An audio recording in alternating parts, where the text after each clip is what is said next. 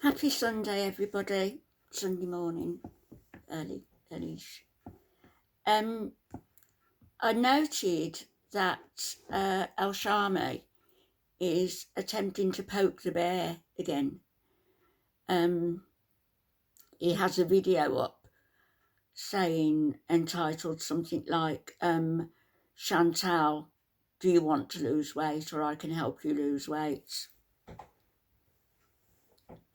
So Nada ElShamy is not only an alleged attacker, well, a convicted Stabibi, alleged rapist and attacker and abuser of women, allegedly. He is actually showing to the world that he's a fake Muslim, because no Muslim man would behave in such a way to a woman to whom he's not married. In fact, a Muslim man would not be cohabiting with a woman with whom he's not married. So he's an all-round fake. And, I've said before, where's all the money coming from? Well, severance pay, anticipated insurance, anticipated inheritance, whatever he gets from the government, YouTube income, which of course is trying to increase by putting out these videos and bringing Foodie Beauty into it.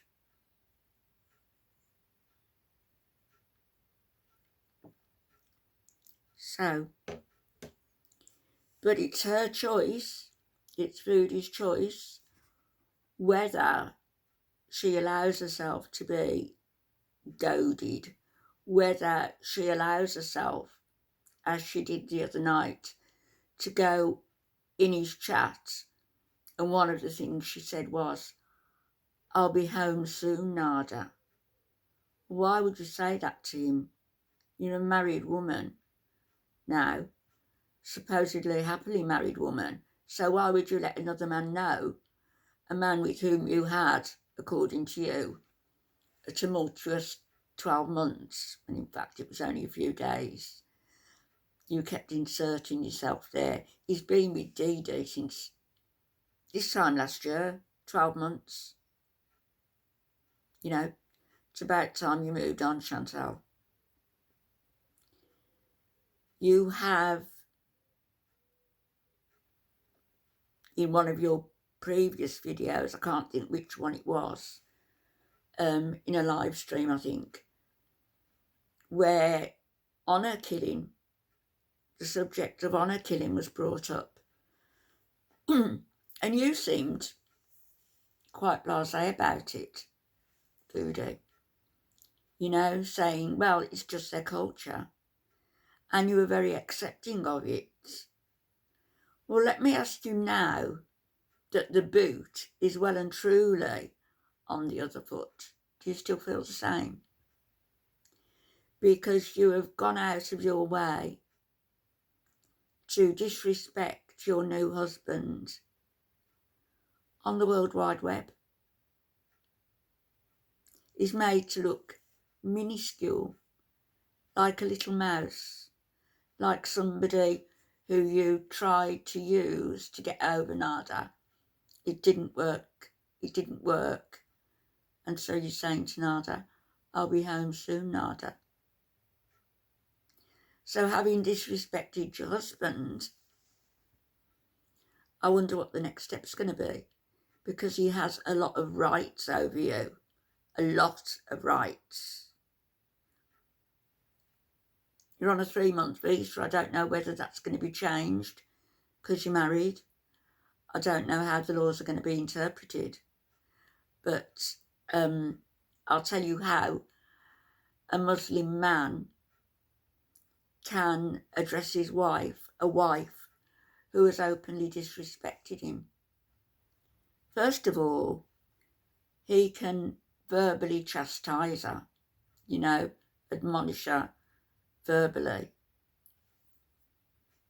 I doubt that's going to go down too well with you because you've got a big mouth on you. You'd answer back.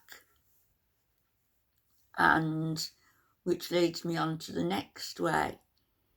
He can admonish you. He can ban you from his bed. Are you even sleeping together? I really am a bit confused, and as I think many are, what the situation is. Is Saleh actually living with you? Is he there 24 hours a day, 7 days a week? So he can verbally chastise you, he can ban you from the bed, and the third way he can chastise you is by giving you a good walloping. Just so long as there's no real physical injury, it doesn't break any bones, and it isn't too noticeable. But he can do all those things. Failing that, of course, I guess he can lock you away, keep you under lock and key, take your toys off you, take the electrical goods off you, so that you're not tempted to go into anybody's chat. You're not tempted to address a man whom you're professing to hate. A man who, along with his living girlfriend, as I said in a video yesterday, has invited you back to that condo, back to that mattress, back to the muff diving. Let's get on to honour killing. There's a man, I've got the details here, I've brought them up. A man, his wife and his son in Canada. And they were convicted in 2009 of an honour killing. Honour killings, actually. I think it was 3 daughters and his first wife. This man married his first wife. They discovered that she couldn't have children. He divorced her, I guess, or kept her on as a wife, I don't know.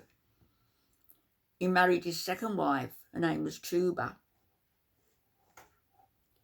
Between them they had, I think it was 7 children, I'm not sure.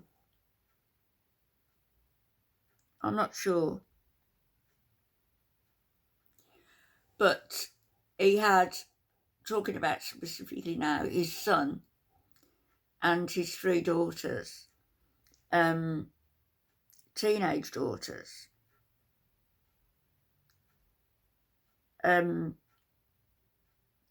And, you know, the youngest was at school, the 2 oldest were at college.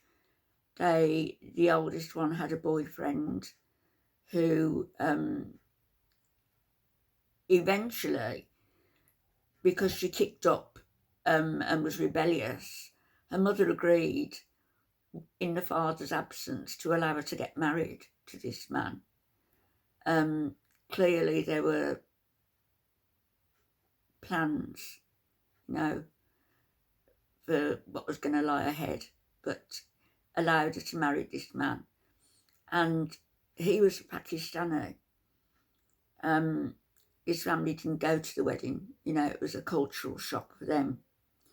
But this Muslim family from the Middle East, the mother, Tuba, the father, and the eldest boy concocted between them, well, I guess it was the parents who initiated it, what they were going to do, because the honour of the family needed to be reinforced, made intact.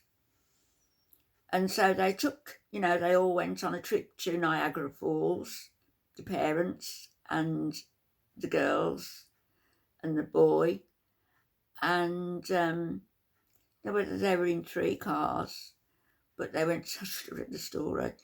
They went to Niagara Falls and they had a great day, and then travelling back, there was a catastrophe, and the car that was containing the first wife and the 3 daughters, rebellious daughters, went into a lake, and all 4 women were drowned.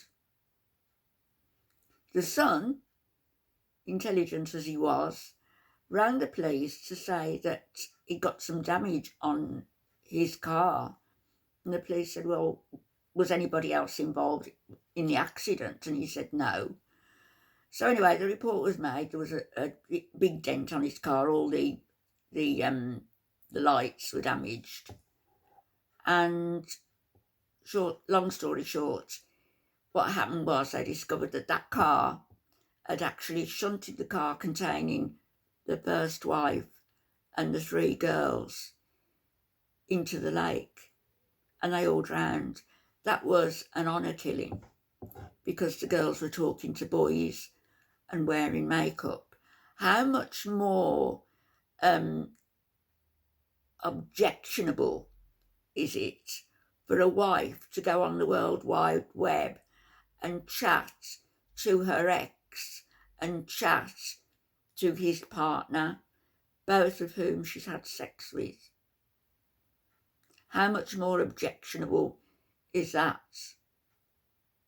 So I'd like to ask Chantal, does she still believe in honour killings? That's the photograph of them. If you can see the father, the son and the mother.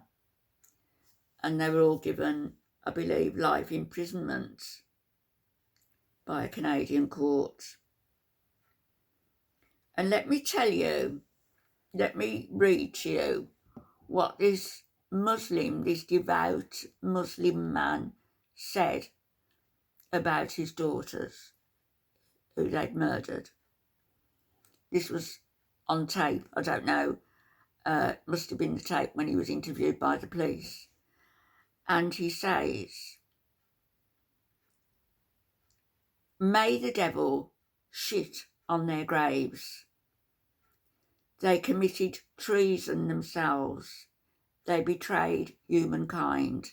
They betrayed Islam. They betrayed our religion.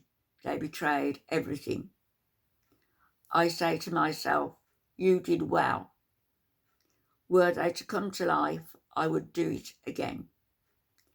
There is nothing more valuable than our honour.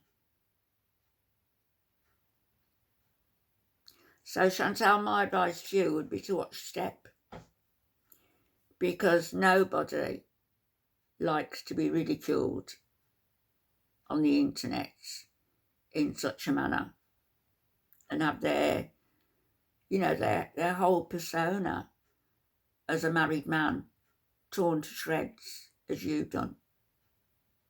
You've made him look a fool. You've made him look a cuckold.